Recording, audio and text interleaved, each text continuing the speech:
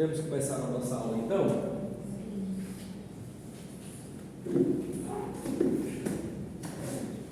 Como é que passaram o feriado de vocês? Passaram bem? Abençoados? Queridos, boa. Vamos fazer da seguinte forma: vocês nos apresentaram um trabalho, eu fiz algumas anotações, inclusive ficaram lá na outra Bíblia. Mas de cabeça eu vou estar tentando lembrar aqui de alguma coisa, algumas pontuações que eu achei necessário. Se alguém até puder escorar a porta ali, para mim, que eu achei necessário estar fazendo. Para não tomar muito tempo da aula que eu preciso estar dando hoje, eu vou estar falando alguma coisa aqui da unidade 3, onde vocês estiveram falando sobre os tratados sobre a morte, tratados sobre a ressurreição e o destino dos salvos e dos ímpios.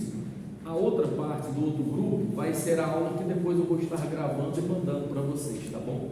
Porque ela é um pouco mais complexa, requer um pouco mais de tempo, então vai ser difícil eu tentar resumir tantas coisas aqui sem prejudicar o conteúdo da minha aula. Mas eu preciso estar fazendo algumas considerações aqui dentro dessa parte aí da unidade 3, que é a vitória final da igreja, sobre os tratados da morte. Dentre elas, eu gostaria de estar falando e acentuando aqui uma coisa que eu acho que talvez seja uma das mais importantes nós ressaltarmos. Por quê? Porque é tema de debate, sobretudo teológico, e causa alguma confusão. Então é possível que alguém tenha alguma dúvida e na forma rápida que vocês aqui falaram, passou batido alguma coisa, né? Eu costumo dizer que você tem que aprender a utilizar 2 horas para utilizar e explicar o versículo, mas você precisa também definir em uma palavra ou em uma frase um capítulo inteiro da Bíblia. Depois que você aprende isso, pronto, você sabe sobressair em qualquer parte da Bíblia. Coisas importantes que você precisa saber quando você vai ler um livro, e a lei da exegese bíblica nos auxilia muito a isso. Quem escreveu, onde escreveu, por que escreveu, todas essas questões são importantes. Quem escreveu? Onde escreveu? Para quem escreveu? E por que ele escreveu?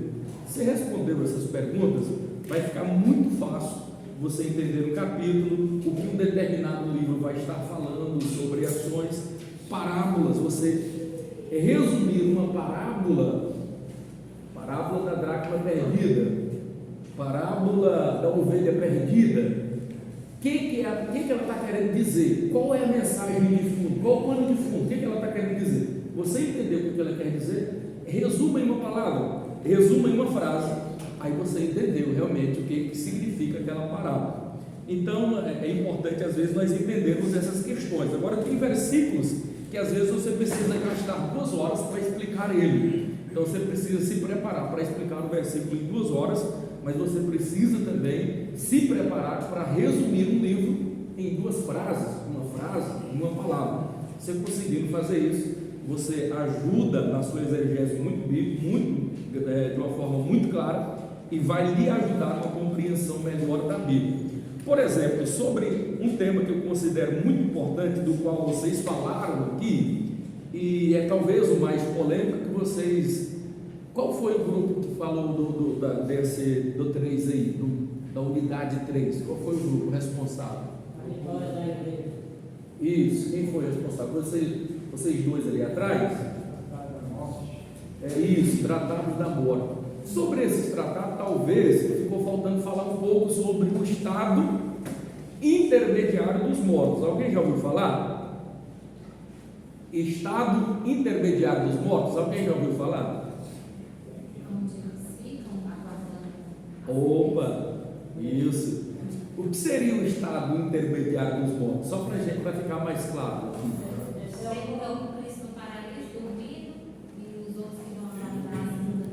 Pronto, uma questão que a gente precisa debater. Você acha que está dormindo ou está consciente? Consciente, conforme estava parado lá. Lucas 16, 19. Pronto. Essas dúvidas a gente precisa tirar todas elas, tá bom? E esse estado intermediário dos mortos, que período é esse? Que a gente precisa compreender. Quando eu falo desse período, 4 coisas precisam estar em minha mente. Nós falamos sobre a morte. São quantos tipos de morte que existem? Qual seria? Morte eterna, né? Morte física ou biológica, né? A morte espiritual e a morte eterna. Alguém poderia nos dar o exemplo da morte física ou biológica? Quando acontece essa morte? Se separar Do corpo. Parabéns, é isso mesmo. Quando ocorre a morte espiritual? quando se pega contra o Senhor, fica distante do Senhor. Perde a comunhão com o Espírito Santo, né? Porque todos pecaram e pergunto, e a morte eterna qual é? Vai acontecer lá no final, né? Final. Apocalipse 20. Apocalipse 20. Pronto, então vamos definir essa questão para ficar aqui bem claro na nossa mente, como é que a gente entende esses 3 tipos de morte aí. Primeira coisa que eu preciso saber, essa primeira morte aí, que é a morte física e a espiritual, todos nós iremos passar por ela. Sério, pastor? Todos. Se você não for arrebatado, você vai passar pela morte física e a morte espiritual. O espiritual é quando todos pecaram, desde Adão. Quando ele pecou, ali aconteceu a morte espiritual. Quando a gente peca, acontece a morte espiritual. Então, e este salário do pecado é a morte. A morte, ela é um estado ou é uma situação? Ou seja, ela é um espírito ou é só a cessação da vida? Porque quando a morte chega, a vida se acaba, sim ou não? Há uma cessação de vida, sim ou não? Então, se é isso, por que é que em Apocalipse nós vamos observar passagens falando a respeito disso, que a morte e o inferno foram lançados no lago de fogo? Ora, se a morte é a cessação da vida, o que é que essa morte vai estar fazendo no lago de fogo? Se para lá estarão os espíritos? Então tem algumas questões que a gente precisa entender, sim ou não? Algumas dúvidas. Então vamos por parte para nós entendermos melhor aqui sobre essa questão aí da morte. Nós temos a nossa tricotomia, sim ou não? Qual é a nossa tricotomia? Espírito, alma. Paulo falou a respeito disso, que nós precisamos também nos santificar. Espírito, alma e mesmo o apóstolo Paulo vai falar a respeito disso, que a palavra de Deus, ela penetra fundo, sim ou não? Sim. Ela é apta para discernir pensamentos e intenções, e ela vai fundo, ela vai dividir o quê? Corpo, alma e o que mais o quê? Espírito. Então nós temos corpo, alma e espírito, sim ou não? Isso está claro? Está claro para vocês? Vocês sabem me explicar o que é o corpo dentro dessa tricotomia? Sim, matéria, né? Sangue, tudo isso aqui é corpo. Pronto, claro, está muito claro. Às vezes a gente não entende a tricotomia de Deus, Deus Pai, Deus Filho, Deus Espírito Santo. É simples, nós também temos a nossa. E a nossa é corpo, alma e espírito. Corpo é matéria. Só que esse corpo aqui, ele é o quê? Corruptível ou incorruptível? Então esse que é corruptível, o que vai acontecer? Vai se acabar, sim ou não? Ele veio o quê? Do pó, e do pó ele retornará. Então esse corpo, eu preciso ter em mente que nessa minha tricotomia, ele por um tempo faz parte, mas um tempo essa minha tricotomia vai passar a ser uma dicotomia, quando eu morrer. Quando eu morro, eu já não serei mais uma tricotomia, serei uma dicotomia, terei espírito e terei alma. E o corpo, o que foi feito? Voltou para o pó. Então ele já não mais existirá essa matéria aqui, física, tal como vocês estão vendo. E esse é o corpo. Pastor, o que seria a alma? A alma, ela vai dividir agora pensamentos e intenções do coração. Para você entender melhor e para nunca mais você esquecer, Alma, ela liga esse meu corpo, matéria, com o espiritual, que é o espírito. Ela comunica a minha matéria, aquilo que é material, com o espírito. Ela vai me ligar a isso daí.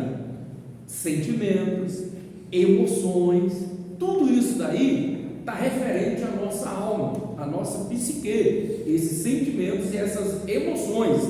A alma é o que me liga coisas terrenas com aquilo que é espiritual.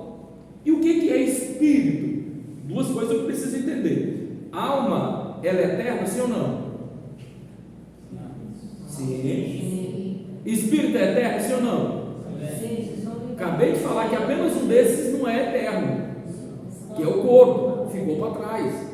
Mas alma e espírito sim. Então o físico é isso daqui, corpo é isso daqui. A alma é o que me liga o material com o espiritual. E o que é o espiritual? Simples. O espiritual, ele vai nos ligar o nosso espírito com o Espírito de Deus. Se a alma me ligou às coisas terrenas aqui, porque isso que às vezes a gente chora, o chorar faz parte da alma. Eu não me comunico com a minha alma com Deus, não. Como é que eu me comunico com Deus? Pelo Espírito. É por isso que diz que o Espírito de Deus testifica com o Espírito do... Quando Deus vai conversar conosco, Ele não vem no corpo, que se acaba, é matéria, não vai conversar conosco com a alma, Ele vai conversar no Espírito. É por isso que diz que os adoradores adoram ao Pai em espírito e em verdade. Não é em alma, é em espírito e em verdade. Porque o Espírito de Deus vai comunicar com o Espírito. Por quê? Porque Deus é Espírito. Só por isso. Deus não é alma, Deus é Espírito.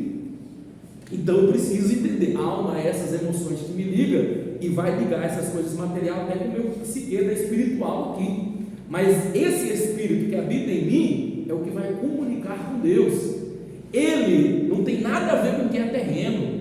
Ele se desliga por completo. Quando você está em um culto, por exemplo, você até adora com a sua alma, mas você se comunica com Deus é quando você se liga com o Espírito, porque você conversa com o Pai no Espírito. Tem hora que você transcende. E quando é que eu transcendo? É quando eu esqueço que estou aqui na terra. É como que um avião, eu estou lá nas alturas. Então assim, eu estou flutuando na presença de Deus. As alturas santas, ninguém voa sem as asas da humilhação. É com esse Espírito que eu saio do plano terreno e vou comunicar com o Pai. Vocês se lembram lá do nascer de novo? É quando eu estou ligado aqui no Espírito. Esse nascer de novo, essa minha matéria aqui, ela vai passar por um processo. Qual nascer de novo? Esse, quando eu me arrependo, quando eu morro, por isso que fala, portanto, Colossenses capítulo 3, portanto, se ressuscitardes com Cristo, buscai as coisas que são de cima e não as que são aqui da terra. Por quê? Porque já morreres, e a vossa vida agora está oculta com Cristo em Deus. É esse novo nascimento, que é um novo pensar, é um novo agir e um novo sentir. Enquanto eu estou ligado só com Deus, com o Pai, me esqueço das coisas terrenas, do boleto que eu tenho para pagar. Não, eu estou ligado, é só espiritual, é sentir a presença de Deus, me arrupiando inteiro, quando eu não estou preocupado com o que a irmã está vestindo, com quem está pregando. Não, eu vim para cultuar, eu não estou nem um pouco preocupado com quem está administrando a palavra, se uma criança, se um adolescente, se um jovem, se um pastor, se uma ovelha, não importa. Eu vim para a igreja para cultuar, e eu só cultuo em espírito, porque o adorador adora o Pai em espírito e em verdade. Ficou claro isso na sua mente, essa questão dessa tricotomia? Deu para entender? Pronto. Essa tricotomia um dia ela vai se acabar, e ela vai cessar com o quê? Quando esse meu corpo, quando a morte chegar na minha vida, vai ter a vida interrompida. Toda vez que a morte chega, a vida é interrompida. A morte como estado, perceba só, toda vez que a morte como estado chega em mim, a vida cessa. Aconteceu alguma única vez que a morte fez um sentido diferente? Apenas um registro na vida, que a morte se encontrou com a vida e ela perdeu, foi com Cristo. Em qualquer uma outra situação, todos os outros que se encontraram com a morte ceifou a vida, interrompeu a vida. Mas quando ela se encontrou com Cristo, que é a própria vida, foi diferentes. E quando Cristo, que é a nossa vida, se manifestar, nós nos manifestaremos com Ele em poder e glória. Colossenses capítulo de número 3 e 4. É a única vez em que a morte ela vai perder, porque Jesus ele tem a chave do inferno e da morte. Então nós precisamos entender e ter isso muito claro na nossa mente. Quando essa morte chega, nós vamos passar agora a ter apenas espírito e alma, sim ou não? E nós voltaremos a ter essa tricotomia, sim ou não? Um dia? Vamos, é isso que eu quero provar para você. É porque esse corpo ele é corruptível, mas um dia ele vai acontecer o que? Ele vai se transformar em um corpo o quê? Incorruptível. Quando isso vai acontecer? Arrebatamento da igreja. Quando os que morreram em Cristo ressuscitarem primeiro. Paulo vai dizer que nós vamos ressuscitar em quê? Em um corpo incorruptível. Então, quando aquilo que é corruptível se sobrepor, aquilo que é corruptível deixar de ser corruptível e agora transformar em um corpo incorruptível, aí de novo nós vamos ter a nossa tricotomia. Então, assim como corpo, alma e espírito, cada um tem a sua função, Deus Pai, Deus Filho e Deus Espírito Santo continua sendo um, sim ou não?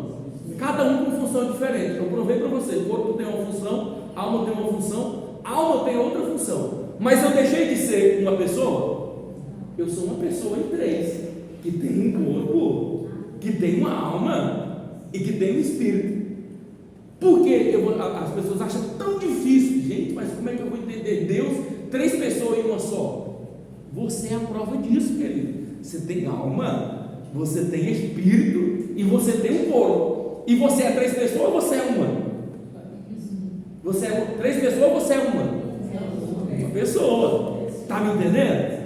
É simples, meu santo. A gente aqui complica e vai dizer não. É porque às vezes esse termo trindade não existe na Bíblia. O correto seria dizer divindade e não trindade, porque esse termo não tem na Bíblia, na verdade, mas divindade tem.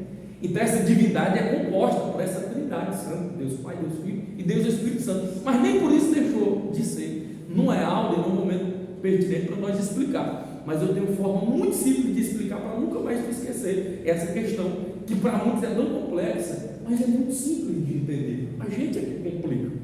Então, voltando aqui, quando eu falo desse período que a morte chega, então o que é o período intermediário? É quando eu morro, é todo esse período que cessou a vida, que foi para a sepultura, que o corpo foi, agora essa alma vai para um lugar. E qual é esse lugar que a alma vai?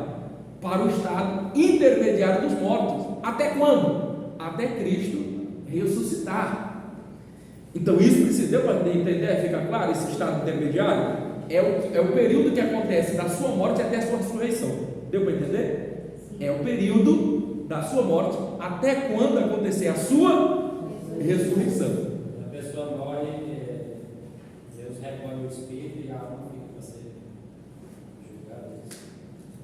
Não, todas vão para o Pai. A alma, quando você vai ver em Apocalipse, por exemplo, capítulo 6, diz que quem é que está lá embaixo? A alma ou o espírito? As almas. Quando fala alma, também está no espírito ali. Nunca vai se apartar, vai estar junto. Como agora, por exemplo, a alma não está apartada do espírito, está tudo junto. Está aqui corpo, está aqui alma aqui dentro e está o espírito. Com a alma eu sinto as emoções, com o espírito eu me ligo com Deus. Está tudo dentro aqui de mim, que às vezes a gente tem dificuldade de dividir isso daí. Quando vai. Da presença de Deus, o espírito está dentro de mim. Continua. E quando a gente peca, pastor Eurípides, quando eu saio da presença de Deus, aí vai acontecer a morte espiritual. Mas o espírito não deixou de existir, só não está comunicando com o Pai. Por quê? Os nossos pecados fazem divisão entre nós e o nosso. Aí eu deixo de ser um homem espiritual e passo a ser um homem carnal. Está me entendendo? Essa é a diferença. Quando eu não estou no espírito, o espírito está aqui. Mas se eu não me ligar nesse espírito para me ligar com o Pai, eu vou ligar com as coisas terrenas. É por isso que pensar nas coisas que são de cima e não nas que são. Tem gente que fica preocupada demais com o que é terreno, com as coisas terrenas, com o trabalho, com isso, com tanta coisa, e quer ganhar vida, quer ganhar muito dinheiro, quer fazer. Meu Deus, vou juntar tanto tesouro para que amanhã venha a morte e o que vai ficar, o que eu vou apresentar diante de Deus. Essas questões que a gente precisa parar para analisar. Pastor, se eu pequei, eu deixei de ter o Espírito dentro de mim, o Espírito continua. A única diferença é que há uma era de separação, tu não tem comunicação com o Pai, você está comunicando só com as coisas terrenas, deixou de se ligar. A qualquer momento você pode estabelecer esse elo. E como é que eu estabeleço esse elo? Arrependimento e também a oração, quebrantamento, porque a oração é o elo de ligação entre nós e o nosso Deus. Pastor, mas às vezes eu oro e não sinto a presença de Deus, é porque ainda está carnal. Porque se você estiver espiritual, meu irmão, nada nem pega a sua oração subir, não. Continua orando. Continua orando, não estou sentindo, então continua orando para sentir. Está faltando alguma coisa. Ah, mas eu estou com sono. Continua, irmão. Vai dar certo, vai chegar o momento. Então, 4 coisas eu preciso ter em mente sobre esse estado. Tem um nome esse estado intermediário, onde ficam os mortos? Sim ou não? Quais são eles? Não, vamos definir 4 coisas, para ficar claro. Repita comigo. Algumas pessoas falam Seol, mas a tradução não é Seol, é Sheol. Fala Sheol. Fala Sheol. É o primeiro lugar. Segundo lugar que é chamado aí, alguns falam Hades, mas não é Hades, é Hades. Hades. Tem um terceiro lugar que eu preciso conhecer o que é o Geena, que as pessoas falam Geena, mas não é Geena, é Geena. A tradução, o som é Geena. E um quarto lugar que é chamado Tártaro. 4 coisas: Sheol, precisa estar na sua mente, o Hades, que as pessoas chamam de Hades, né? Geena, que as pessoas chamam de Geena, e o Tártaro. Que lugares são esses? Eu até pedi para uma irmã citar para nós, é Salmos 19, só dá uma olhada aí. Ele é Salmos no capítulo de número 19, 16 e o verso 10, aonde vai dizer, porque a respeito sobre, porque tu não deixarás a minha alma no inferno. Aí nós temos uma tradução errada de João Ferreira de Almeida, porque em 4 dessas posições está dizendo que é um inferno, mas não é, eu vou mostrar para vocês. Porque essa palavra inferno, ela foi transliteralizada. A palavra inferno aí, ela foi transliteralizada para nós aqui na nossa linguagem latina, mas ela não existe essa palavra inferno. Não existe. Então o inferno não existe? Existe. Porque ainda que tivesse a palavra trevo, inferno continua sendo um lugar de tormento, então ele existe. Não existe a palavra em si, mas o lugar que é de tormento existe. Não importa o nome, pode ser qualquer nome, tem um lugar de sofrimento.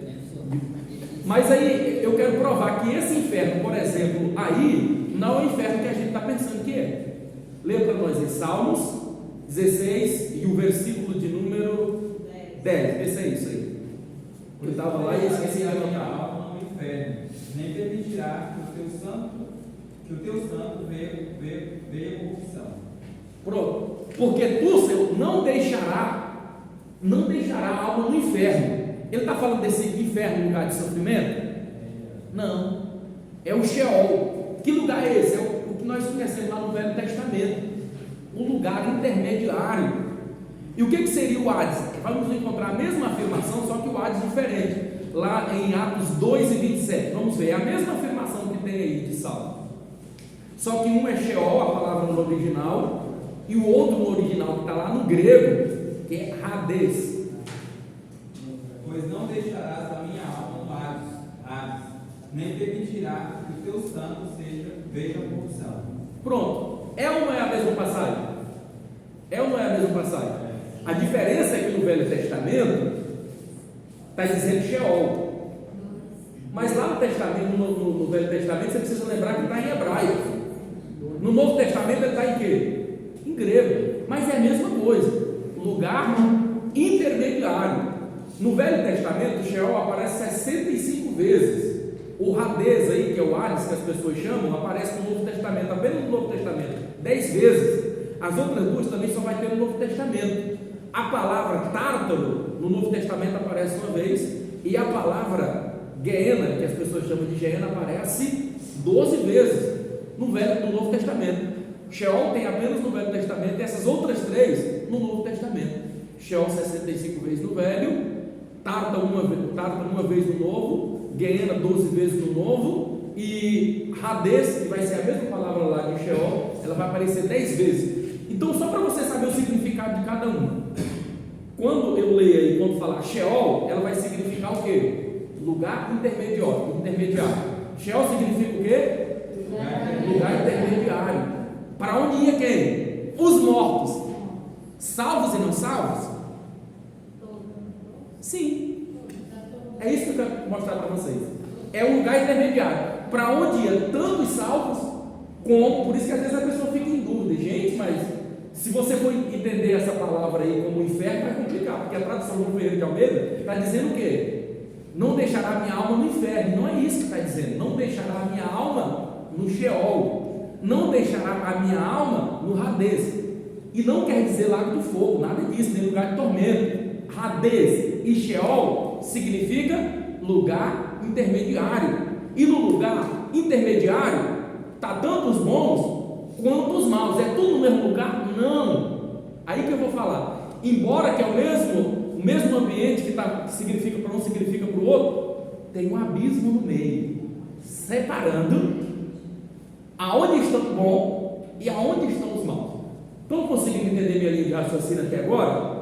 Esse Hades, esse Sheol significa a mesma coisa, lugar intermediário, aonde estarão os bons e também os maus, mas não estão tudo junto. Tem um abismo de separação. Os bons estão mais em cima e os maus estão aonde? Mais embaixo. Tem um abismo de separação. Sim. O professor Luiz da Alça falou que, na verdade, nós comentamos que quando morre, a alma e o espírito ficam conscientes, certo? Então, vamos chegar lá. Vamos chegar lá. Professor, na minha Bíblia, a tradução dela é envelhi, aí de sepulcro. Já é uma outra coisa errada. Vou lhe provar.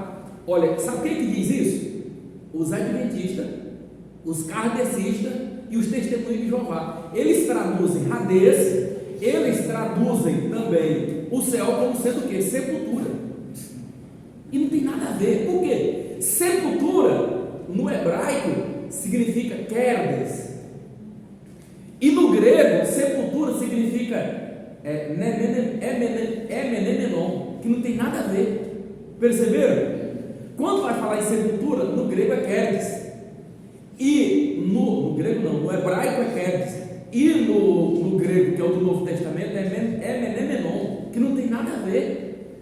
Perceberam? Então essa tradução aí é errada. Traduzir como sepultura, não é. É lugar intermediário. Tira a sepultura da cabeça, porque isso aí é quem trabalha os adventistas. É do pessoal do Allan Kardec e é o pessoal também do Testemunho de Jeová. Foi uma tradução errada de Ferreira de Almeida, mas não é, o original não é assim. Sim. E quando fala assim, purgatório? Aí que complicou muito mais ainda. Aí já é eu não vou nem entrar nesse mérito, porque purgatório para mim é onde fica as purgas. Foi criado já muito depois do Novo Testamento, já bem recente agora. Oi.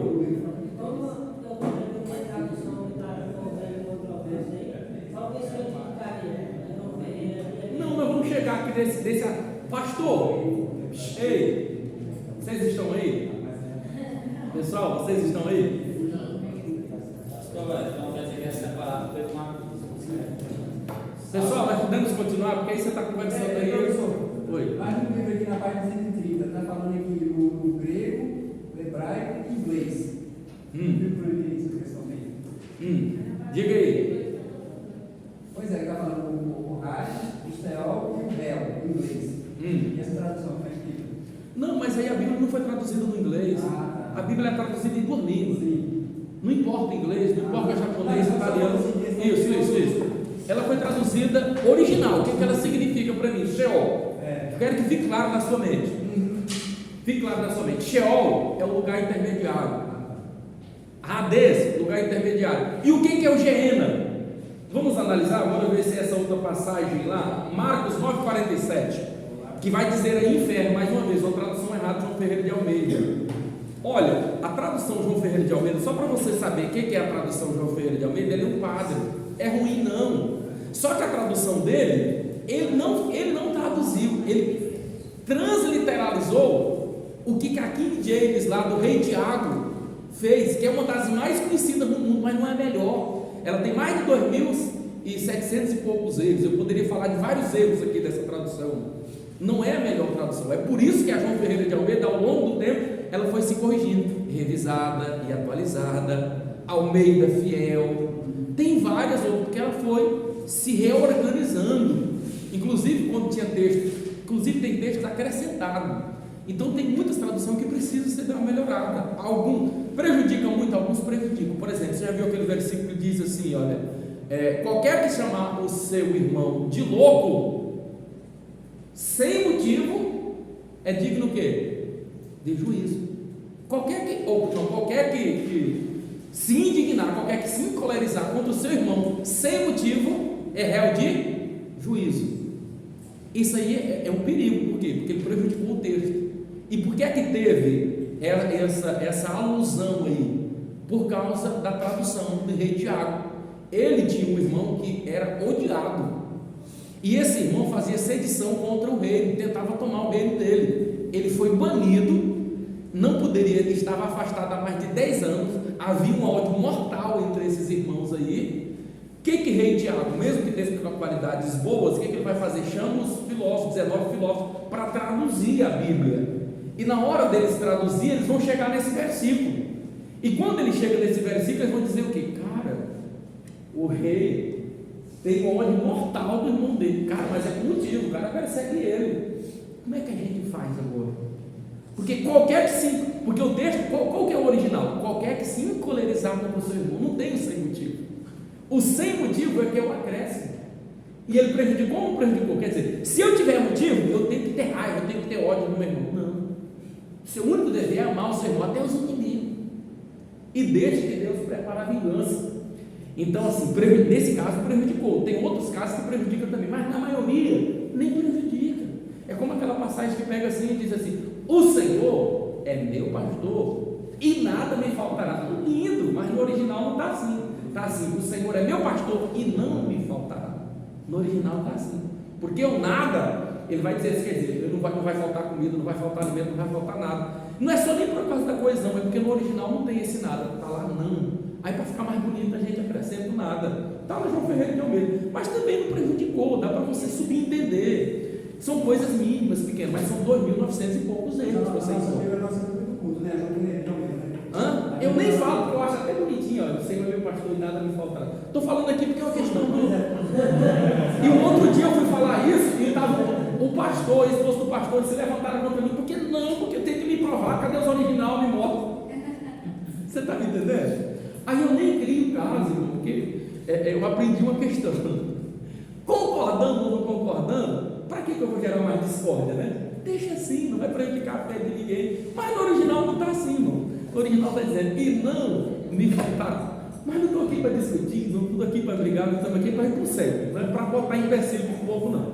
Então vamos voltar aqui para o texto, tá bom? Deixa eu só caminhar, porque a gente conversa e participa. Se tiver alguma outra dúvida, depois a gente... Então, deu para ficar claro o que é o Sheol e o Hades? Sim. É esse lugar intermediário. Agora bora ver Marcos 9,47, se eu não estou lembrando errado, porque eu não esqueci essa anotação. Marcos 9,47. E se teu olho te escandalizar, lança-o fora. Melhor é para ti entrares no reino de Deus com um só olho, do que pelos dois ser lançado no fogo do inferno. Pronto. Mais uma vez, o inferno aparecendo aí, mas não é esse inferno também. Esse local aí é o quê? A tradução no original está Geena, que as pessoas dizem Geena. E o que é Geena? Lago de fogo. Perceberam? Lago de fogo. E o lago de fogo é a mesma coisa do inferno? Não, porque você vai ver lá em Apocalipse que a morte e o inferno foi lançado aonde? No Geena, lago de fogo. Perceberam que não é a mesma coisa? Então, quando eu olho Geena, o que é? Lago de fogo. Geena, o que é? Lago de fogo. Seol e Hades é o quê? Lugar intermediário. O que é o Tártaro, professor? Vou explicar. Aparece uma única vez. Está no grego. E significa, você vai olhar no Strong, dicionário Strong, outros dicionários bíblicos, você vai encontrar lá. Tártaro significa abismo. 2 Pedro 2 e 4. Leia para nós identificarmos. Aonde está esse tártaro? É a única vez que ele aparece no Novo Testamento a palavra tártaro.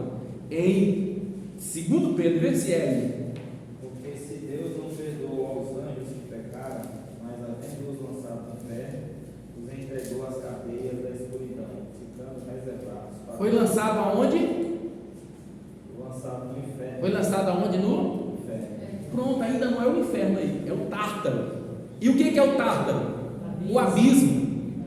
Então, vou explicar.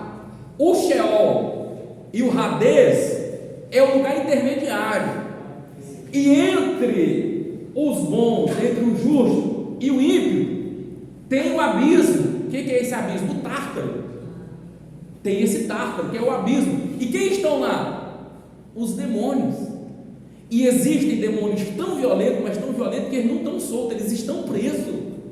Porque o poder dele é tão grandioso, você tem uma ideia, eles estão presos aonde? Não é no inferno, estão presos ainda no abismo. Pastor, não é angustiante demais, não sabe, tá? É por isso que quando você vai expulsar um demônio, você não expulsa, você não está amarrado, você tem que expulsar lá para o abismo, que é um lugar que ele não pode voltar mais. Se um demônio entrou aqui, ele entrou de forma intrometida. Como é que ele vai entrar no nosso plano? Quando ele apodera assim, de uma pessoa, quando a pessoa deixa ou dá lugar e brecha. E o demônio, às vezes, o diabo se apoderou, não, foi aquele demônio mais chifrinho, que o diabo não vai perder tempo para estar entrando nos outros, não, é aquele demônio mais fraco dele, michuruca, que entra ali no camarada, ele dá lugar. Então, quando essa pessoa se apodera da pessoa, então, se você o expulsar, não precisa expulsar para a região celestial, não expulsa, porque eles estão lá. Qual que eu devo expulsar para o abismo? Porque lá ele não volta mais, ele fica preso. Parece uma coisa tão simples, mas é sério, o reino espiritual é sério. Sim, alguém ia perguntar alguma coisa? Alguém pega uma água para mim, por gentileza? Pastor, sobre essa situação aí, vamos lá. Bem rápido, porque vou largar aqui. Tá, naquele jeito. Tem alguns anjos que estão presos lá, certo? E aqui o próprio Que é o abismo. o próprio autor falou que, segundo alguns teólogos, esses anjos serão soltos na grande tribulação. Isso. Ou seja, né? Uhum. Aí a pergunta: se esses demônios aqui, eles têm um poder de destruição tão alto, eles têm um poder de destruição mais alto do que o próprio Satanás? Não. Não. E Satanás está preso ou está solto? Olha, eu já vi, aí tem um debate muito complicado. Por quê? Eu já vi correntes teológicas, por exemplo, que o Francisco Miranda, do IB, defende que sim. Adelino Alcio Rocha, que é um grande estudioso, não estou aqui para debater nem falar contra. O cara viajou 190 países levando a palavra, o cara traduziu a Bíblia aí, então o cara é a sumidade, eu não quero nem me comparar com esses camaradas aí, mas também eu aprendi a pensar por si só. Então assim, o que eu percebo? Eles defendem lá essa questão, por exemplo, e os textos que ele me apresentaram não me convenceram. Porque o Francisco Miranda, quando ele apresenta o Bíblia, ele está apresentando o Alberino Alcio Rocha, porque eu trabalho lá com ele um ano e pouco, nós congregamos juntos. E lá eu tinha o meu curso teológico. A diferença é que até hoje eu nunca lancei o meu. Por quê? Por submissão. Antes do Francisco Miranda vir, quem ia ter o seminário teológico era eu, porque eu era o professor lá. Durante 18 anos eu fui um dos vice-presidentes lá do campo. Quem ia ter o meu seminário próprio era eu. Estou falando isso pela primeira vez. Ninguém sabe disso. Eu só apresento o curso alguma coisa quando eu for para fora. Eu tenho meu curso teológico desde 2002, 2003. Pergunta se eu levei esse curso para algum lugar. Porque ia implantar o meu quando o Francisco Miranda chegou. Eles vão, é que nem aprender aos pés de Gamaliel. Eu aprendi aos pés de quem? Eu fiz 23 cursos teológicos, mas não aprendi aos pés de Gamaliel. O Francisco Miranda sim. Então é claro que ele vai ficar com mais não. Quer dizer que sabe mais? Pode até ser que sim, vive apenas disso, tem um tempo só para isso. Mas eu aprendi a pensar por mim só. E, por exemplo, os textos bíblicos que estão lá não me convencem, por exemplo, de dizer que o Leviatã é mais poderoso que Satanás. Eu não concordo que Apolion é mais poderoso que Satanás. Não tem nenhum texto bíblico que me prove isso. Aí vai pegar um texto lá e faz igual o Spielberg. O problema do Denilson Rocha é que ele faz um show pirotécnico tão grande que você acredita até no que é falso sendo verdadeiro. Então, mas é um cara fantástico, não, mas ele tem um poder de Spielberg extraordinário, meu irmão. Ele consegue transformar, ele conseguiu pegar o texto lá de Jó, daquele Leviatã, que alguns falam que é até os próprios dinossauros, e faz daquilo lá um Leviatã mais poderoso que a besta, que o anticristo e o próprio Lucifer. Não é assim também não. Na Bíblia não dá suporte para nós entendermos isso daí. O maior adversário de Cristo é o diabo. Então não há nenhum texto que se prova. Eu não quero entrar nesse mérito aí. Eu só estou respondendo porque você entrou nessa questão aí, então eu não concordo. E assim, nós assembleando mesmo, não tem nenhuma corrente, tirando essa que eu citei, que vai dizer que Leviatã, que Apolion, ou qualquer um outro desses demônios é mais poderoso, por exemplo, que Satanás. Satanás, meu irmão, ele tem poder, ele não é pequenininho não, ele consegue se disfarçar em anjo de luz. É poderoso. Se fosse assim, a própria Bíblia dava ênfase ao Leviatã. Na Bíblia fala, tirando essa passagem lá, que está escrita lá em Jó, que dá margem para várias interpretações, qual outro lugar que fala dele? Qual outro lugar que vai falar de Apolion? Não, eu falo concreto. Falo concreto. Sim. Ele está preso ou ele está solto? Está preso. Está preso? Olha, para você ter uma ideia, esses demônios vão ser soltos no período da Não, disciplina. ele está preso. Não, está solto, irmão. A diferença é que tem alguns demônios que estão. Lembra que vem a terça parte? Você já viu o que é a terça parte? Quantos de milhões de anjos? E alguns são tão poderosos que Satanás é o mais poderoso. A diferença é que Satanás não é onipresente, nem onipotente, mas ele é poderoso Os demais. versos que embasam que ele está solto é quando ele se apresentou lá? Não, tem todos os versos embasados. Não vai ser o texto aqui agora, mas assim, não tem nenhuma dúvida, numa análise ainda que hipotética, que Satanás, por exemplo, esteja preso. Ele está preso, por exemplo, nas regiões celestiais, porque ele não pode habitar aqui, não pode estar. É um plano que ele é material, ele é espiritual, ele não pode vir aqui. A única forma que o diabo pode vir, mas ele pode estar em espírito, pode estar vagando, ele está por aí vagando, que é vagabundo. De onde você vem? De rodear e passear pela terra. Ele está passeando, procurando, mas ele não pode estar todo. É por isso que às vezes a gente pensa, não, o diabo está bem aqui, não, às vezes é só um emissário dele, ele manda um emissário, porque ele não pode estar em todo lugar. Em Apocalipse 20 diz que ele vai ser preso, né? Em Apocalipse 20 diz que ele vai ser preso, né? Durante o aula. Mas aí é o período do milênio. Não, daí também tinha. Satanás só será preso e a besta só será presa. Toda essa questão só acontecerá no milênio. E depois do milênio ainda será solto. Sim. Para depois ser lançado para o lago de fogo e enxofre. Mas vamos embora caminhar? Deu para entender essa parte aqui? Porque eu tenho muita coisa para falar e eu sou preso aqui. Agora só fala só a Bíblia melhor da gente comprar aí, tem esses negócios. Eu passo depois do vídeo, que é para nós não gastarmos tempo. Vamos caminhar? Porque eu preciso crescer essa parte aqui. Deu para entender, irmãos? Deu para entender? Para ficar mais claro, existe um texto que fala desse lugar intermediário? Existe, mas um dos mais importantes, Lucas 16, verso 19 ao 31. Lembra da parábola do Lázaro e o rico? Ali é uma parábola, sim ou não? Sim. Pior que não. Não. Mas não vou gastar tempo para lhe explicar. Mas também se fosse, não tinha nenhum problema.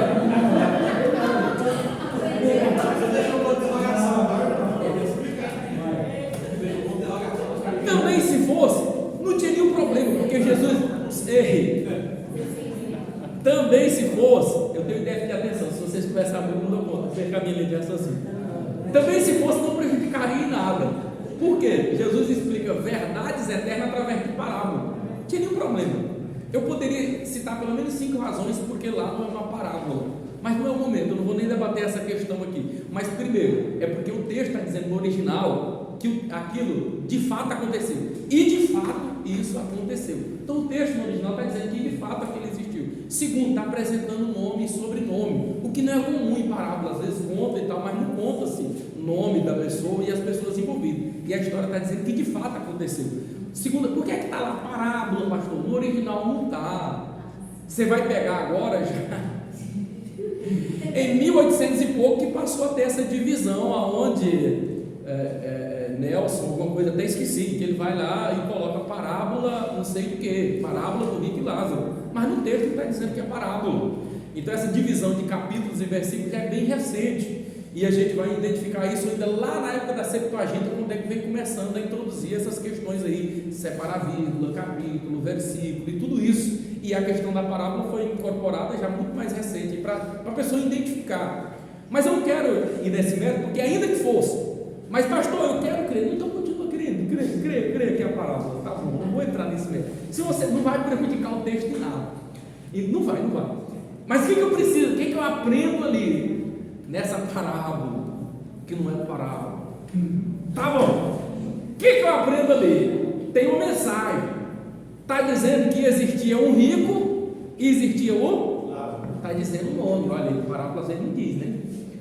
Então está dizendo o nome. E está dizendo, mostrando quando o rico vai conversar e diz: olha, tu se lembra que tu em vida tu recebeu o benefício e Lázaro só o malefício? Tu se lembra? Agora, e o interessante é que o rico estava onde? Lá embaixo. Tinha um abismo. E ele olhou para cima e viu quem? Lázaro. No seio de quem? Pronto. Então qual é o lugar que ficava o pessoal lá do Velho Testamento até a ascensão de Cristo, a morte e a ressurreição de Cristo? Como é que se chamava esse lugar? Seio de Abraão. Como é que se chamava o lugar onde os bons ficavam? Seio de Abraão. E qual era esse lugar baixo, esse cativeiro que ficava lá embaixo, depois do abismo? Não.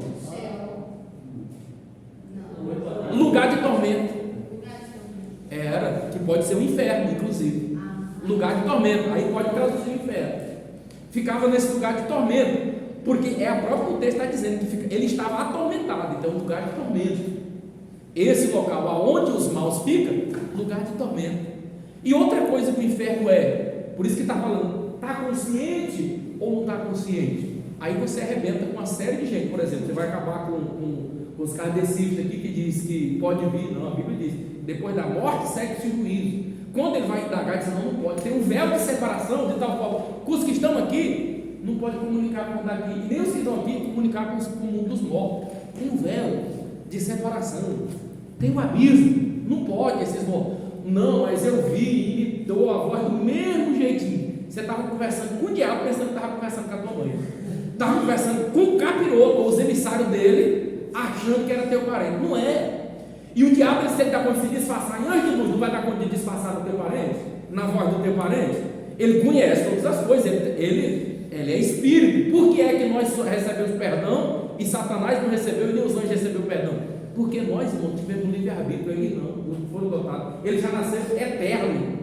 Então eles não tinham esse poder do livre-arbítrio, não foi facultado a eles. Para nós foi, do livre-arbítrio. E escolher. Por isso que a eles não tiveram essa questão do perdão. Ele sabia a implicabilidade da sua rebeldia. Então ele conhecia o que nós não conhecemos. Então para nós ficou meio anuviado. Era só aquilo que Cristo quis revelar por medida. Então por isso nós temos hoje direito a arrependimento e receber a salvação. O demônio e o diabo não. Aonde é que eu estava? Porque agora já me enrolei todo.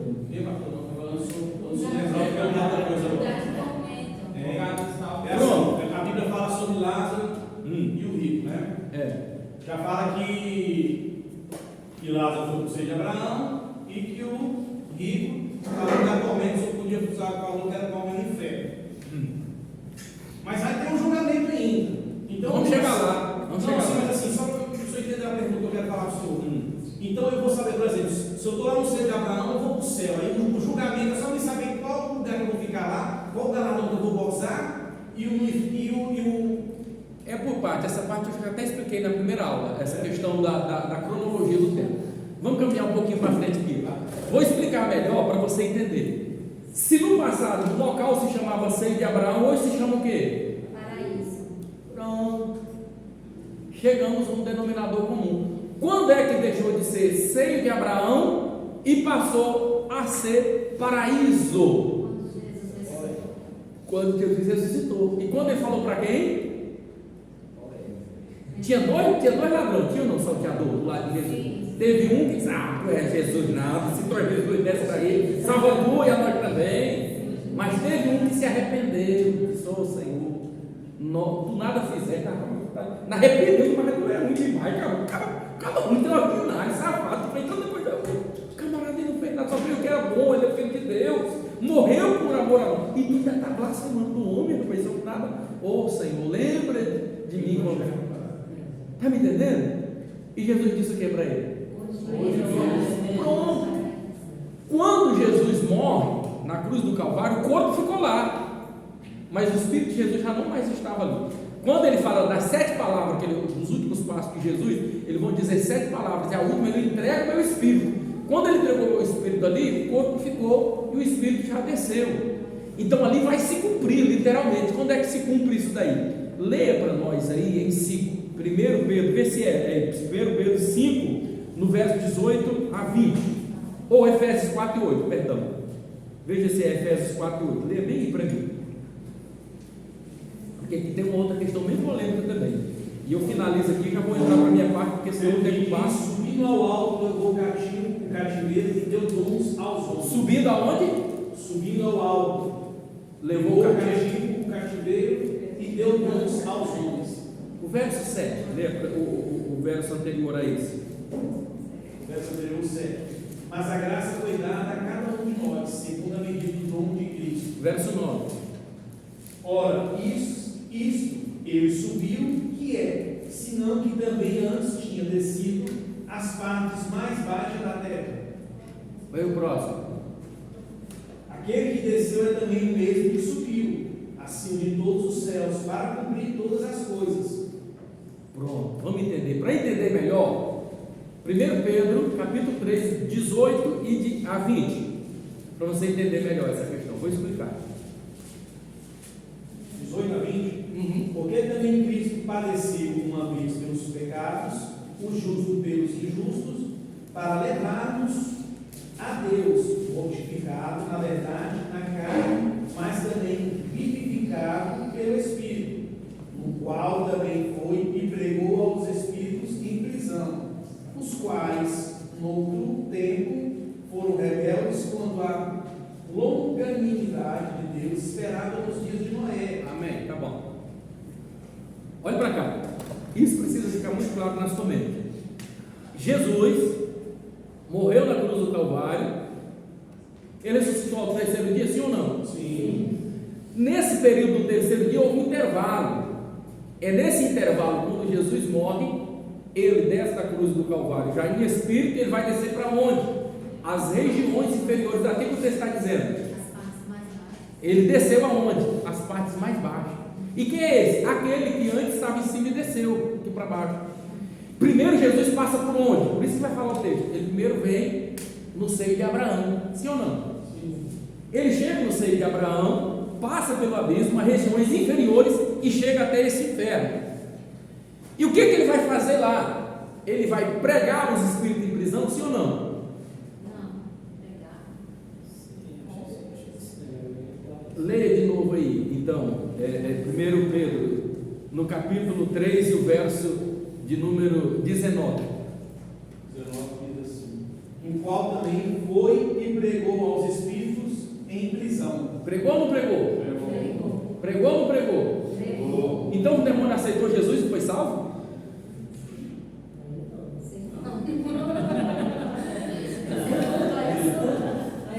Está parecendo que está fácil, né? Se Jesus pregou e ele levou o cativo, o cativeiro, ou o demônio levantou a mão, aceitou Jesus e foi para o céu? Os demônios não, né? Porque eles não têm livre-arbítrio. Mas quem é que estava nas regiões inferiores? Se os bons lá em cima? Os maus. Pronto, queridos, eu só vou terminar essa parte aqui, ela é muito simples, é nós que complica. Vou explicar. A palavra aqui, no grego, é querisson. E o que é querisson? É pregou? Não. É um erro de tradução. A palavra querisson, a tradução dela significa anunciou, proclamou. A sequência, o contexto vai explicar, o qual em outro tempo. Lembra? O que Jesus anunciou? O Velho Testamento falava de quê? Falava a respeito de quem? Todo o cerimonial do Cordeiro apontava para quem? O Jesus, ele é o termo o quê? Central. Alguns acreditou que esse Messias viria, sim ou não? Sim. Muitos acreditou, mas muitos não acreditaram. Então ele está dizendo, olha, para quem não acreditou, para quem não esperou, eu estou proclamando, aqui está o Cristo, o Filho de Deus, o mistério oculto, que estava no seio do Pai, que nem Satanás tinha visto, é por isso que ele tem dúvida. Estou aqui, ele veio proclamar, ele veio anunciar, não foi para que alguém levantasse a mão e aceitasse ele se arrependesse, ele foi anunciar: vocês estão aqui condenados, porque vocês fizeram mal, porque vocês foram desobedientes, se a minha palavra vocês não quiserem cumprir, exigir a lei. Então ele vai anunciar e não pregar, ele vai proclamar a sentença. Quando o juiz, quando todo mundo dá o veredito, quem é que dá a sentença? É o tribunal do júri ou é o juiz? É o juiz. Jesus foi o quê? Dar a sentença, proclamar a sentença de condenação. E o que é que ele levou cativo o cativeiro? Ele pegou o seio de Abraão, levou agora para o céu, que é esse cativeiro que estava aqui embaixo, e agora já não está mais junto, perto ali mais um do outro. Hoje o paraíso está debaixo do trono de Deus. Aonde está, pastor? Apocalipse no capítulo 6, aonde você vai ver as almas dos que morreram na grande tribulação, aonde eles estão. E é outra prova que eles estão conscientes e não dormindo, porque são eles que clamam. Disse: olha, Senhor, acontecemos isso. As almas estão clamando lá, então não estão dormindo. Deu para entender? Deu para ficar claro? Essas almas que estão debaixo do trono de Deus, quando tocar a trombeta, vão vir com Cristo. E quando nós ressuscitarmos em Cristo, aí sim vai acontecer essa transformação do corpo incorruptível. Não era nem para eu ter gastado todo esse tempo, eu preciso caminhar aqui. Vamos acelerar, se me dá um tempinho para falar do capítulo. Meu Deus, vou ter que falar acelerado agora. Eu agora não vou poder ceder espaço para mais ninguém. Eu vou falar aqui agora igual uma arara, bem rapidinho, senão não dá tempo, ok? Deu para ficar claro essa questão mais ou menos? Até porque não é nessa matéria que a gente tira todas essas dúvidas.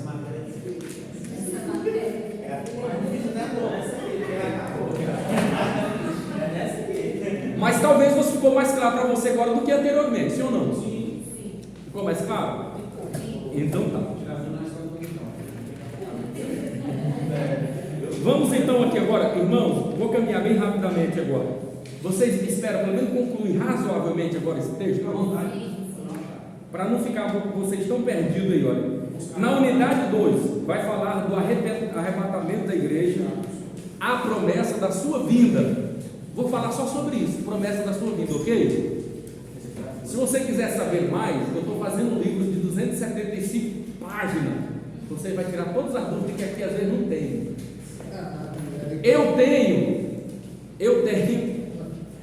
4 volumes, Sinais da Sua Vida, volume 1, volume 2, volume 3, volume 4, gravados. Se você quiser, é só pegar aonde eu falo de 28 sinais. Vou falar só de um. Só de um que eu vou falar, porque é o mais importante a respeito disso. Ei, sinais a respeito da vinda de Cristo. Você vai encontrar em toda a Bíblia, por exemplo, e quando Jesus, por exemplo, ele vai responder aquelas 3 perguntas, lembram? Quando acontecerão essas coisas? Mateus 24, versículo 3. Que sinal haverá da sua vinda e da consumação dos séculos? Vou esquecer todas essas coisas, vou me ater agora só sobre a vida de Cristo. Lembra de vários sinais que ele fala lá? Então Jesus ele fez uma promessa. Então vou esquecer o principal, que muitos se apareceram para ser o Cristo, dizendo ser o Cristo.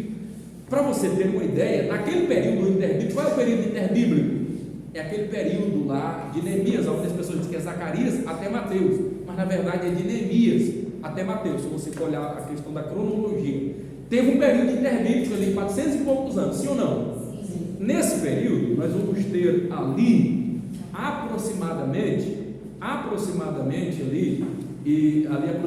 1.700 pessoas que apareceram dizendo que era o Messias prometido. Só de Nazaré foi 73, não, 72.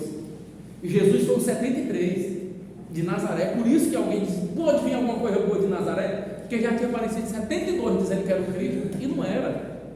Então Jesus era o único que poderia ser. O que eu estou querendo dizer aqui? O que falta, professor, para Jesus vir para arrebatar a sua igreja? Não falta mais nada para arrebatar a sua igreja. Todos os sinais já se cumpriram. Lhe afirmo com toda convicção, sem nenhum medo de errar, de que não falta, só se tiver muito oculto, muito secreto, coisa que alguém ainda não descobriu, de sinais a respeito da vinda de Jesus para arrebatar a sua igreja.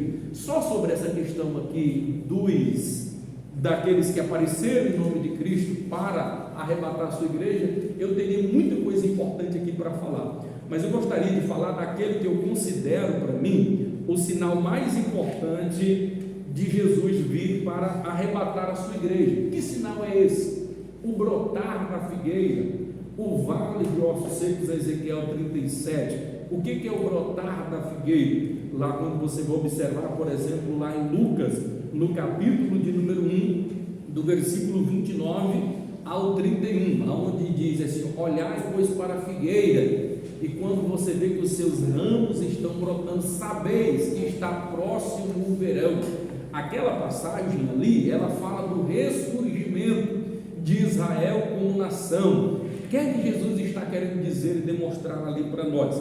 Você que conhece um pouco de história vai entender que desde há 700 e poucos anos atrás, Israel tinha deixado de existir como nação, porque às vezes a gente pensa que foi só o cativeiro babilônico. Antes do cativeiro babilônico existiu outro antes, que as 10 tribos são levadas cativas. Depois o reino do sul, que é levado por Nabucodonosor, quase 200 e poucos anos depois. Então, desde esse período, Israel já não existia mais como nação, mas havia uma promessa de que esse Messias voltaria e que ele se assentaria no trono de Davi e ele reinaria para todo sempre. Já falei a respeito desta realidade. Então Israel já não era mais uma nação. Então eles achavam que Jesus tinha que vir, tirar Herodes do poder, se assentar no trono de Herodes e reinar para sempre. Eu já expliquei para vocês que essa vida de Jesus ela só poderia acontecer em duas fases distintas. Não vou entrar aqui nesse mérito. O que eu estou querendo dizer aqui? A improbabilidade de Israel voltar a existir como nação. Você olha para os canais, por exemplo, de televisão, todos os dias você olha e é difícil uma semana sem que não se fale sobre a crise no Oriente Médio, sem que se fale de Israel, porque hoje Israel, ela é como que se fosse um cálice de tontear. Ele é o relógio, é o termômetro de Deus para Jesus vir arrebatar a sua igreja. Se eu olho, por exemplo, há cerca de aproximadamente 100 e poucos anos atrás, não havia uma análise, ainda que é hipotética, de Israel voltar a existir como nação. Como assim, professor? Nesse período, se você for olhar para trás, os árabes tinham gasoduto, eles tinham petróleo, Israel não tinha nada, era só sequidão. Como é então que ele é uma nação tão poderosa nos dias atuais? É isso que eu quero mostrar para vocês. Então, quando lembra daquela passagem, para falar sobre isso, eu não tenho condições de falar sem lembrar, por exemplo, Mateus no capítulo de número 25, aonde nós vamos encontrar um texto ali, 27 e versículo 25. Nessa parte ali, especificamente, vai estar o momento da crucificação de Jesus. Ali está presente Pôncio Pilatos. Pôncio Pilatos pega e diz: olha, está diante de mim Jesus, chamado Cristo. Eu estou olhando para ele e eu não consigo enxergar nele nenhum mal, eu não consigo enxergar nenhum pecado que seja o suficiente para condenar esse Cristo à morte. O que as pessoas falam naquele momento? Eles, instigados ali pelos rabinos da época, eles disseram: solte Barrabás, e mandaram crucificar quem? Jesus. E por que é que eles disseram isso? Se você não sabia, quem era esse rapaz? O nome rapaz não está dizendo que era o nome dele. O sufixo bar está denotando, ele vai dizer que é filho de alguém, e de alguém proeminente. Todas as vezes, Simão Bar Jonas, Simão, filho de Jonas. Então, Barrabás significa que é filho de rapaz. Quem era rapaz? O chefe dos rabinos. Você acha que os rabinos não iam incitar o povo? E você acha que eles iriam condenar Jesus ou iria condenar o filho do rabino chefe? De jeito nenhum. Ia condenar, embora que não prestasse, embora que não valesse nada. Então as pessoas incitadas por estes rabinos disseram: crucifica Jesus. Mas aí Pilatos vai interceder. E quando Pilatos intercede, porque ele já tinha sido alertado em sonho, ele pega e diz: mas eu não vejo nenhum mal nesse homem. O que eles disseram? A frase mais triste que eles poderiam em vida ter dito. Eles disseram: não tem problema não, o sangue dele caia sobre a nossa cabeça e a cabeça dos nossos filhos. Eles poderiam não ter dito isso, porque isso se cumpriu literalmente, porque após aquela fala começou a ter uma perseguição muito grande aos judeus. Você vai observar que todos os grandes imperadores, eu poderia começar citando aqui Nero, e ele empreendeu uma perseguição violentíssima contra os judeus. contra os cristãos. Na época, ele manda agora incendiar Roma, e das 16 quadras, apenas 4 ficaram mais ou menos intactas, que era a quadra onde estavam judeus e cristãos. Ele precisava agora de um pano de fundo para culpar os cristãos. Então agora ele promove uma caçada violentíssima, matando os cristãos, e aquilo foi tão terrível que nós vamos observar através de historiadores como Flávio José, por exemplo, ele citando que naqueles dias eram mortos 500 pessoas por dia e eram colocadas em estacas e colocado no orifício anal, espetando como se fosse um espeto, colocava ali aquela estaca no chão, ateavam um piche e tacavam fogo, e aquelas pessoas ficavam ardendo em chamas e em fogo naquela época. Não obstante a isso, a gente pensa que não foi tão fácil, que foi superado com a morte de Nero. Vespasiano, agora no ano 70 depois de Cristo, ele assume o poder, e ele, estrategista como era, envia seu filho General Tito para que promovesse o cerco à cidade de Jerusalém. E ele, como estrategista que era, ele escolheu o momento da Páscoa.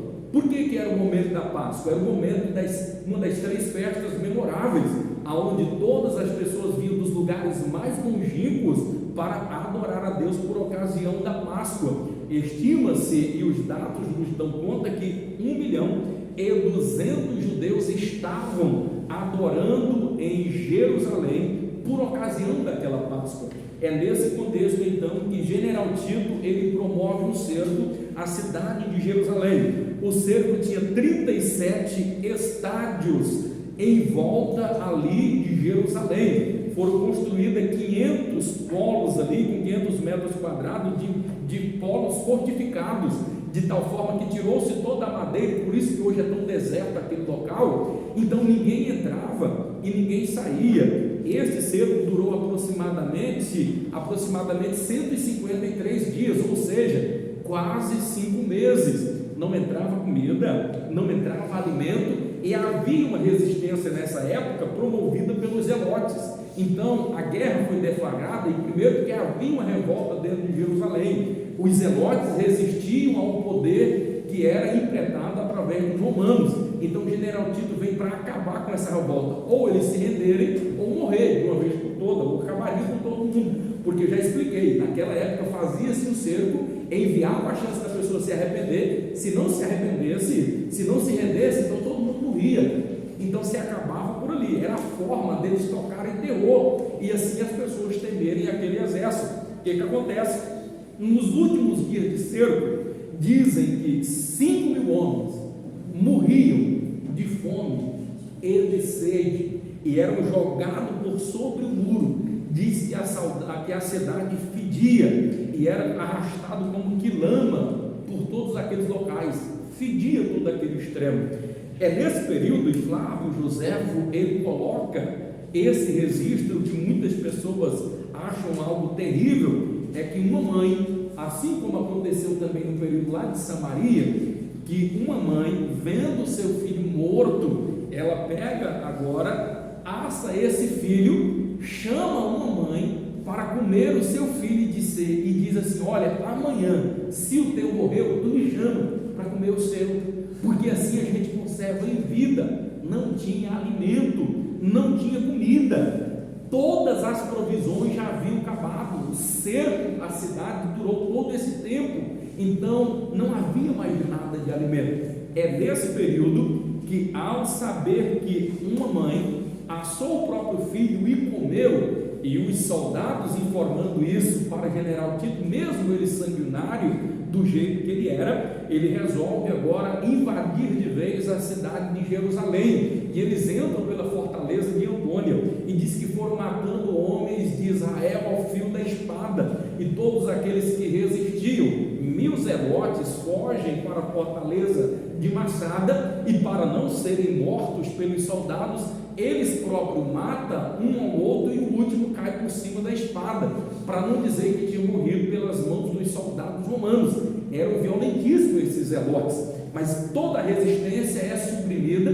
Desses 1.200.000 judeus que haviam ali, sobreviveu apenas 97.000, e diz que eles incendiaram o templo, e quando está incendiando o templo ali, aconteceu uma profecia bíblica, que se cumpre também, dentre várias que se cumpriu nesse dia. Eu poderia estar enumerando essa, aonde eles observaram que quando atearam fogo ali no templo, aquele templo começou a derreter os ouros das bacias, dos escudos, dos linhos finíssimos que ali estavam, e esse ouro agora ele vai derretendo, e ao derreter ele entra pelas brechas ali do muro. Entrando pelas brechas do muro, alguém observou: estamos perdendo o ouro. Então mandou-se que se cessasse o incêndio, e durante 7 dias ainda ardeu fogo naquele local. Depois que conseguiram aplacar o fogo, vendo que haviam perdido muito do ouro que havia se derretido e entrado pelas brechas ali do tijolo, se cumpriu ali uma profecia bíblica, onde Jesus pega e diz: estão vendo, este templo não ficará pedra sobre pedra que não seja derribado, porque literalmente eles tiveram que tirar tijolo por tijolo, derrubar tudo aquilo dali para arrancar e tirar aquele líquido precioso que era o ouro.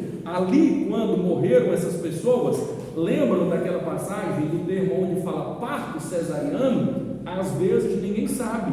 O parto cesariano foi de origem no ano 70 depois de Cristo. Como que foi isso?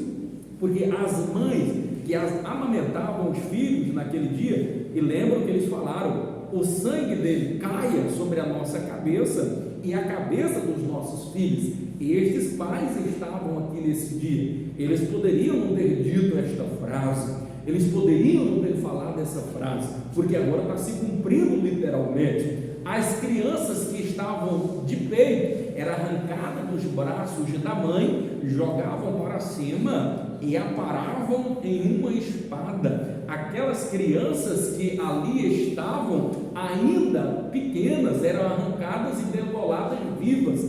As mães que estavam amamentando tiveram esse fim, mas as que estavam grávidas, por exemplo, o fim foi ainda pior. Por quê, pastor Eurípides? Porque as mães que estavam grávidas, os soldados vinham com a espada, abria-se-lhe a barriga da mãe, e a mãe que estava ali com a criancinha dentro do seu ventre, era arrancada aquela criança lá de dentro. Eles vinham com os sacos de ratos e de gatos, e com os gatos vivos colocavam na barriga da mãe, costuravam, e essas mães morriam agonizando com aqueles gatos arranhando essa barriga da mãe. Era algo violentíssimo, sem precedente, você analisar um quadro como esse. Mas eles disseram: o sangue dele caia sobre a nossa cabeça e sobre a cabeça dos nossos filhos. Não obstante a isso, essas crianças que eram retiradas da barriga da mãe eram levadas na parte inferior do templo e pegavam aquelas crianças ainda com vida, às vezes chorando, e arremessavam eles, degolando, cortando com a espada ou jogando no muro, aonde as cabecinhas batiam no muro e os miolos esfarelavam-se ao chão. Por isso, hoje, aonde está a mesquita de Omã, lá no Domo da Rocha, um lugar onde ficava o grandioso, suntuoso templo de Salomão, depois o templo de Herodes, nesse local onde é conhecido hoje, onde o Muro das Lamentações. Por que lamentações? Porque as pessoas colocam a cabeça, vão lembrar-se destas crianças, vão lembrar-se desses dias que foi um dos mais negros da história da humanidade. Mas eles disseram: o sangue dele caia sobre a nossa cabeça e a cabeça dos nossos filhos. Mas o que o Senhor está querendo dizer com isto, pastor Eurípides? Para provar para você a probabilidade muito pequena de Israel voltar a existir como nação. Mas havia uma promessa como Ezequiel 37, havia uma promessa como Isaías 66, o versículo 8, havia agora a promessa também que o próprio Jesus falou do ressurgimento de Israel como nação. Mas desses 97 mil que sobreviveram a essa mortandade, a esse ato de tamanha atrocidade, agora sobreviveu 97. Destes, 49 mil são mortos agora nas arenas. Estava sendo inaugurado o Coliseu, que foi feito e começado na época ainda de Nero, e agora em um espetáculo de 3 meses, cerca de aproximadamente 17 mil cristãos e 48 mil judeus são mortos ali nas arenas. Destes judeus que ali estavam, de toda essa mortandade sobreviveu apenas 37 mil. Destes 37 mil foram espalhados por todos os lugares, a região da Europa, a região do Oriente, a região do Ocidente, a região do Norte, onde está a região da Rússia, espalhado nos lugares mais longínquos. O que eu estou querendo dizer com isso? Israel, além de não ser nação, não tinha mais o direito de morar naquela que um dia tinha sido a sua nação. Eles foram espalhados, Israel foi reduzido a cinza, destruída, aniquilada, acabada para sempre. Israel era para nunca mais ter existido como nação. Esse povo espalhado por todo o globo terrestre, e aqui eu abro um parêntese para dizer, se eu me mudar para os Estados Unidos da América, ou para um outro país de uma cultura muito diferente, tipo os japoneses, por exemplo, se eu passar 10 anos, eu aprendo a comer a comida de lá, eu aprendo os trejeitos de lá, eu aprendo a cultura de lá e chego aqui até com sotaque, falando diferente. Mas esse povo, em mais de 2000 anos de história, nunca perderam a sua identidade, nunca deixaram de adorar a Deus Jeová, nunca deixaram de realizar as festas da Páscoa, as suas festas do tabernáculo, seus memoriais para eles continuam como estatuto perpétuo, porque um povo que é espalhado por vários lugares, a tendência é que se acabe, que não sabe a origem dele. E o judeu, em qualquer lugar do mundo, ele sempre será judeu. Se você nascer em Israel, mas se não tiver sangue israelita,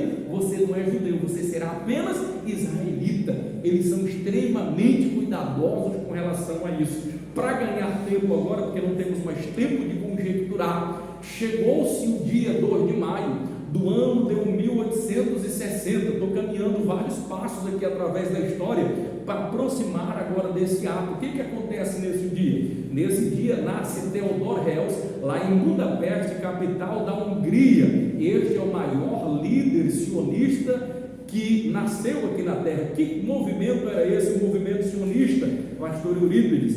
O movimento sionista era aquelas pessoas patriotas que tinham dentro de si o sentimento de que Israel um dia voltaria a existir como nação, como de fato isso se cumpriu. Esse homem que nasce em Budapeste, capital da Hungria, aos 16 anos, depois de se formar em literatura e jornalismo, ele se muda agora para Viena, capital da Áustria, e ali se forma também em direito. E ele agora, no ano de 1975, 1980 aproximadamente, ele faz agora um livro que é um dos maiores best-sellers que o mundo conheceu, intitulado O Estado Judeu, o Estado de Israel. Neste livro ele numerava as razões, citava as profecias bíblicas de que Israel voltaria a existir como nação. Não se demorou muito, agora ele reúne dos 198 maiores líderes sionistas espalhados pelo mundo no Concílio de Basileia, no ano de 1897,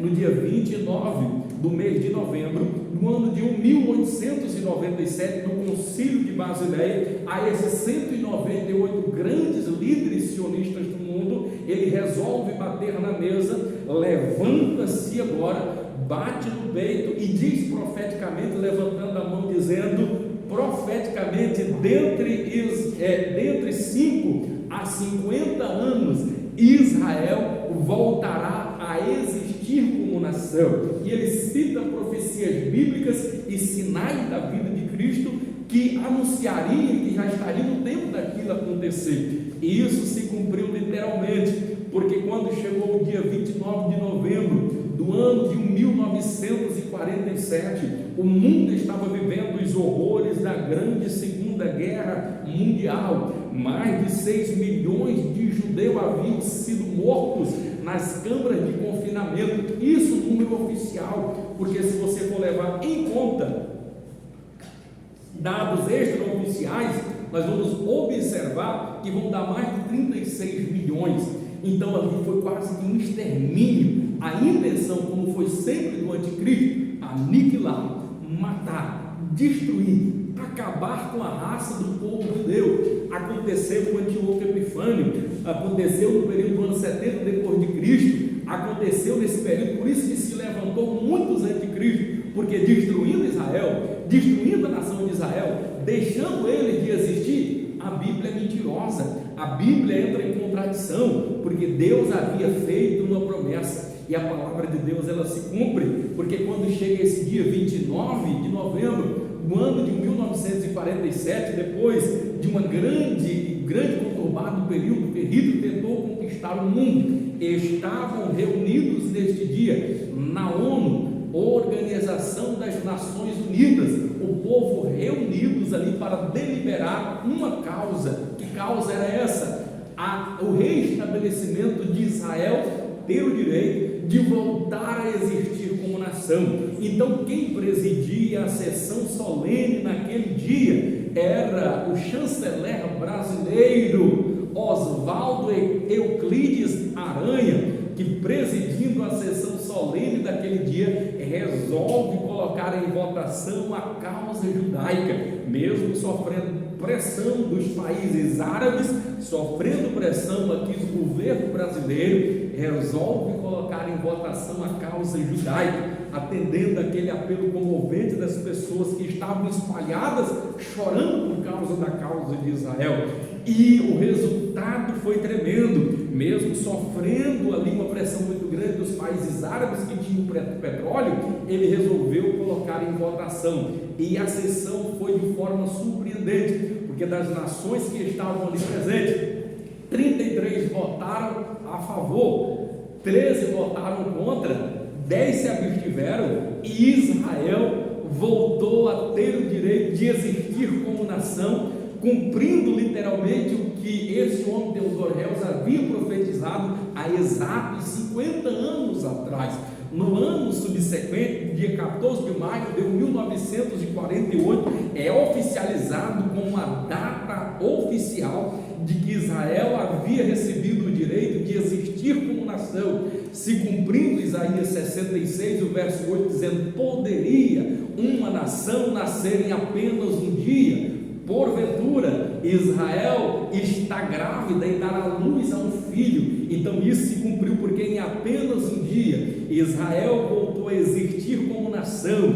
Um ano após oficializado esta data, 6 dias depois, descem agora no aeroporto de Tel Aviv 2 milhões de judeus vindo habitar a cidade de Jerusalém, ali naquele território aonde nós conhecemos, e para a glória do Senhor, destes que vieram de lá, mais de 200 mil hoje, para a glória de Deus, já são cristãos. Esse mesmo povo que havia uma promessa que eles existiriam como nação, havia uma promessa também, irmã, dizendo que este povo, uma vez estando em Israel, nunca mais seriam expulsos de lá. O que acontece? 4 dias, 6 dias que eles são oficializados como nação, 4 nações vêm para tirá-los de lá, porque eles disseram, estabeleceram, agora receberam o direito de ser como nação, mas nós vamos entrar em guerra com eles e os expulsaremos de lá. Lembre-se, um povo que não sabia ainda pegar em armas, que não tinha nenhum preparamento bélico. Os Estados Unidos, mais do que depressa, agora envia provimento, envia armas.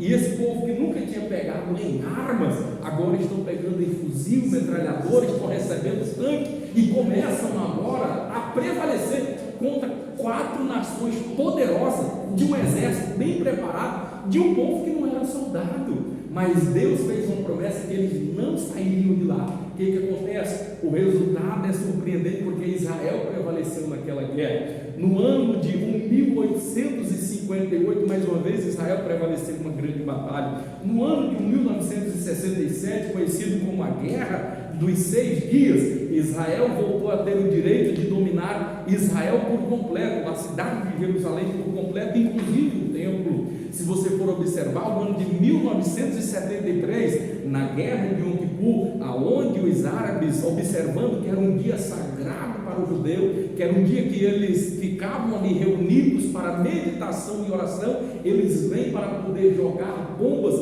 e expulsar Israel de lá. Mas Israel mais uma vez prevaleceu. Quem poderia se esquecer da guerra do povo persa em 1983? Mais uma vez Israel prevaleceu. A guerra do canal de Suez, mais uma vez Israel prevaleceu. A guerra do Líbano passou e nós assistimos isso daí. Israel mais uma vez prevaleceu, porque quem toca em Israel toca na menina dos olhos de Deus. Às vezes nós não raciocinamos porque é que Israel abençoou, porque é que os Estados Unidos da América é uma nação tão próspera. Quando isso tudo aconteceu e eles resolveram abençoar Israel, é a partir dali que os Estados Unidos passou a ser a potência que é hoje. Por que isso? A Bíblia diz que quem abençoar Israel também será abençoado. No Brasil não podia se pregar o Evangelho. Quem tinha o monopólio era a Igreja Católica. A partir daquele dia, com um ato, ainda que o governo brasileiro pressionando o contrário, Oswaldo Aranha, o chanceler brasileiro, resistindo e colocando em votação, trouxe bênção para o nosso Brasil, e hoje somos uma das maiores nações protestantes do mundo, e fomos abençoados por causa disso. Os Estados Unidos, se você não sabe, é o país que mais manda dinheiro para a nação de Israel. No ano que eles deixaram de mandar dinheiro para Israel, eles entraram em bancarrota, entraram naquele período das precatórias, aonde uma casa valia $5, $6, era vendida a preço de nada. Estados Unidos enfrentou uma grande crise. Quando resolveu abençoar Israel, cadê? Voltaram de novo a ser aquela grande potência que o mundo conhece. E às vezes a gente não entende, às vezes a gente não compreende a razão, o motivo e o porquê. Eu finalizo aqui essa questão para dizer: esse país que não tinha nada, que não tinha petróleo, que não tinha gasoduto, não tinha nada, era só deserto, não havia uma análise ainda que hipotética desse povo existia como nação. Hoje você olha, os olhos do mundo estão voltados para Israel. Se você não sabia, Israel ele é menor do que o menor estado brasileiro, a saber, o estado de Sergipe. Um avião supersônico atravessa de uma ponta a outra em apenas 6 segundos. Um jato supersônico deles lá de Israel, de tão pequeno, de tão minúsculo que é aquilo dali. E contudo, ainda assim, é um país desenvolvidíssimo, país do primeiro mundo, uma das maiores economias. Se você não sabia, Israel tem a melhor e mais bem aparelhada frota aérea do mundo. Não é os Estados Unidos da América. Estados Unidos tem a maior, mas não tem a melhor. A melhor frota aérea do mundo é a dos israelitas. Eles conseguem ter uma precisão de ataque como nenhum outro no planeta. Os Estados Unidos da América vão aprender com esse pessoal lá para poder entender sobre armas e equipamentos. Eles gastam anualmente cerca de 29 bilhões de dólares somente com as forças armadas. Se você não sabia, dos 968 grandes prêmios Nobel da paz, de física, de química, de tudo que você puder imaginar, 35% de todos os prêmios Nobel do mundo são de judeu. Algo extraordinário. Um país do tamanho que é o nosso, me cita um que ganhou o prêmio Nobel. Ah, mas aquele fulano de tal, mas não era brasileiro nada, ela tinha dupla nacionalidade de um outro local. Brasileiro, me aponte um que ganhou o prêmio Nobel da paz. E esse povo, 35% desses 968 são ganhadores de prêmio Nobel. Se você não sabia, Israel, uma vaca leiteira em Israel produz 10 vezes menos do que aqui no Brasil. Uma tamareira em Israel produz 10 vezes mais do que na sua vizinha Jordânia. Se você não sabia, e eu termino por aqui porque tem muita coisa ainda para falar a respeito disso, e eu finalizo porque não tenho mais tempo para conjecturar. Se você não sabia, em Israel tem uma fortuna tão grande, tão incalculável, que daria para comprar 28 vezes toda a Europa. Professor, o senhor está ficando louco? Será isso verdade? Não estou mentindo, é verdade. Mikhail Gorbachev, na época da perestroika, quando é informado a respeito desse detalhe, ele pega e diz: então quem conquistar Israel, conquista o mundo. Porque é fantástica essa questão. O que é que tem de tão precioso lá? Se você não sabia, em uma região que é conhecida como a região mais baixa do planeta Terra, no local aonde está o Mar Morto. O que é que tem no Mar Morto? Ele está num local a 393 metros abaixo do nível do mar.